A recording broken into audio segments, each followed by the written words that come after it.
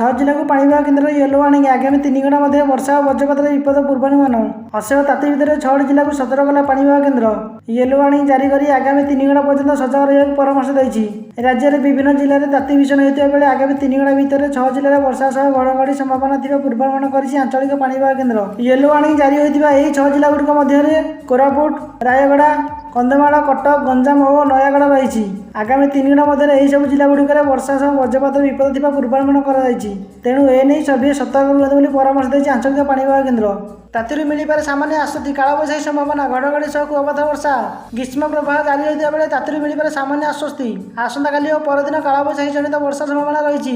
ଆସନ୍ତାକାଲି ଉତ୍ତର ଓ ଆଭ୍ୟନ୍ତରୀଣ ଓଡ଼ିଶାରେ କାଳବୈଶାଖୀ ପ୍ରଭାବ ସମ୍ଭାବନା ରହିଛି। ଫଳରେ ଘଡ଼ଘଡ଼ି ଜନିତ ବର୍ଷା ସାଙ୍ଗକୁ କୁଆପଥର ବର୍ଷା ହୋଇପାରେ ବୋଲି ଭୁବନେଶ୍ୱର ଆଞ୍ଚଳିକ ପାଣିପାଗ ବିଭାଗ ପକ୍ଷରୁ ସୂଚନା ଦିଆଯାଇଛି। କାଳବୈଶାଖୀ ପ୍ରଭାବରେ ଦିନ ଓ ରାତି ତାପମାତ୍ରା 2ରୁ 4 ଡିଗ୍ରୀ ସେଲସିୟସ ପର୍ଯ୍ୟନ୍ତ ଖସିବା ପୂର୍ବାନୁମାନ କରାଯାଇଛି। ତେବେ ଆସନ୍ତା 24 ଘଣ୍ଟା ପର୍ଯ୍ୟନ୍ତ ପ୍ରବଳ ଗ୍ରୀଷ୍ମ ପ୍ରବାହ ବଳବତ୍ତର ରହିବ।